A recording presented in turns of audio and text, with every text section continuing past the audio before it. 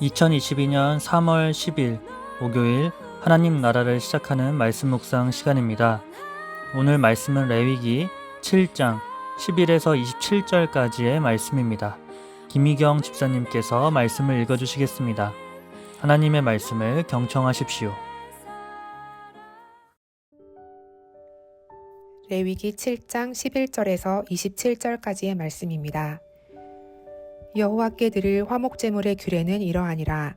만일 그것을 감사함으로 드리려면 기름 섞은 무교병과 기름 바른 무교전병과 고운 가루에 기름 섞어 구운 과자를 그 감사제물과 함께 드리고 또 유교병을 화목제의 감사제물과 함께 그 예물로 드리되 그 전체의 예물 중에서 하나씩 여호와께 거제로 드리고 그것을 화목제에 피를 뿌린 제사장들에게로 돌릴지니라. 감사함으로 드리는 화목 제물의 고기는 드리는 그 날에만 먹을 것이요 조금이라도 이튿날 아침까지 두지 말 것이니라. 그러나 그의 예물의 제물이 서원이나 자원하는 것이면 그 제물을 드린 날에 먹을 것이요 그 남은 것은 이튿날에도 먹되 그 제물의 고기가 셋째 날까지 남았으면 불살일지니 만일 그 화목 제물의 고기를 셋째 날에 조금이라도 먹으면 그 제사는 기쁘게 받아들여지지 않을 것이라.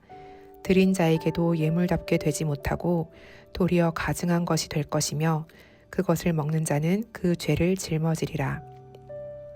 그 고기가 부정한 물건에 접촉되었으면 먹지 말고 불사를 것이라. 그 고기는 깨끗한 자만 먹을 것이니 만일 몸이 부정한 자가 여호와께 속한 화목 제물의 고기를 먹으면 그 사람은 자기 백성 중에서 끊어질 것이요 만일 누구든지 부정한 것, 곧 사람의 부정이나 부정한 짐승이나 부정하고 가증한 무슨 물건을 만지고 여호와께 속한 화목 제물의 고기를 먹으면 그 사람도 자기 백성 중에서 끊어지리라. 여호와께서 모세에게 말씀하여 이르시되 이스라엘 자손에게 말하여 이르라. 너희는 소나 양이나 염소의 기름을 먹지 말 것이요 스스로 죽은 것의 기름이나 짐승에게 찢긴 것의 기름은 다른 데는 쓰려니와 결단코 먹지는 말지니라.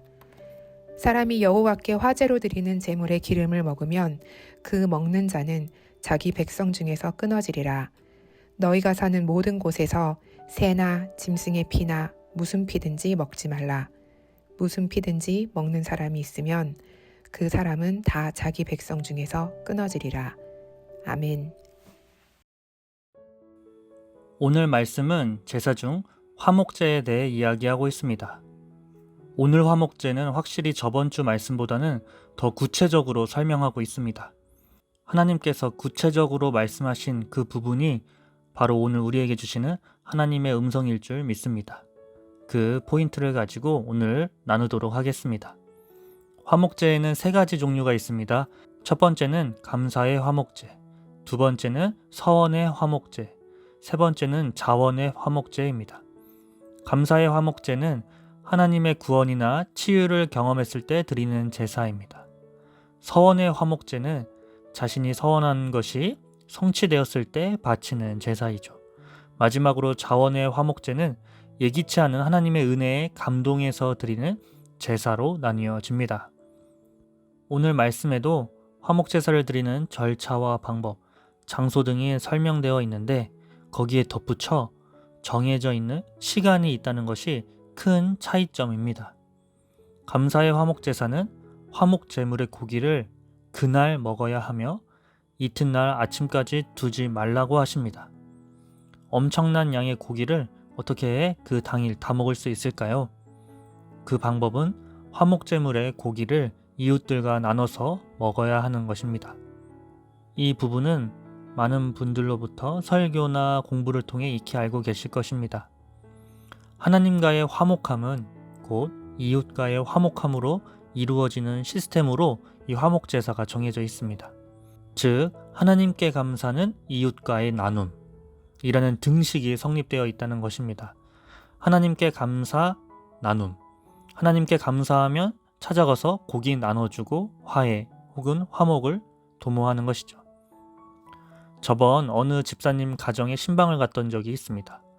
집사님의 자녀가 약의 부작용으로 피부가 난리가 났던 적이 있었는데 가서 기도하고 괜찮아짐을 보고 안심하며 나오던 찰나에 집사님께서 무언가를 챙겨주셨습니다. 바로 삼겹살 한 팩이었습니다. 지금 생각해보니 그 삼겹살은 감사의 화목제가 아니었나 싶습니다.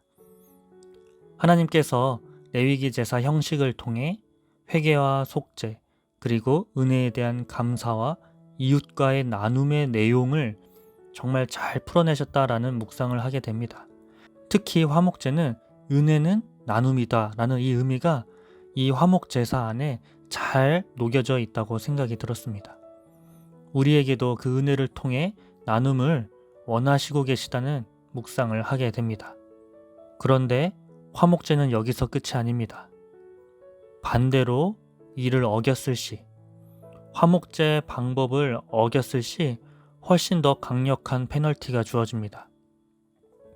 하나님께 대한 감사의 마음을 이웃과 나누지 않고 자신의 욕심으로 채웠을 때 그것은 가증한 것이 되며 그것을 먹으면 죄를 짊어지는 것이라고 경고합니다. 또한 부정한 자가 그 고기를 먹으면 백성 중에서 끊어질 것이라는 형벌과도 같은 하나님의 엄중한 경고가 있습니다. 끊어진다는 표현은 레위기 이 부분에서 처음 나오게 됩니다. 화목제와 더불어 모든 제사에는 하나님 앞에서 겸손으로 나아가는 순종이 먼저입니다.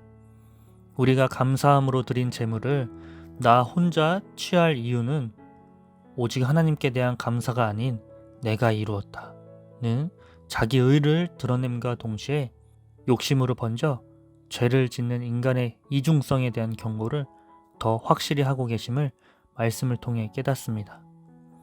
오늘 우리에게 주어진 하나님의 은혜, 그리고 감사, 그리고 더 나아가 나눔까지 이어지는 오늘 하루가 되기를 축복합니다. 기도하겠습니다. 하나님, 오늘 우리에게 주신 은혜를 생각하니 감사합니다. 그런데 우리는 하나님께만 감사로 끝났지 이웃들과 나눔으로 연결되는 것은 익숙치 않습니다. 우리는 이제 의지적으로 나눔까지 해야 하는 상황에서 하나님의 마음을 놓치지 않고 하나님께 대한 감사를 이웃들과 나눔으로써 우리에게 맡겨주신 화목해 하는 직분을 잘 감당할 수 있도록 도와주옵소서. 예수님의 이름으로 기도합니다. 아멘.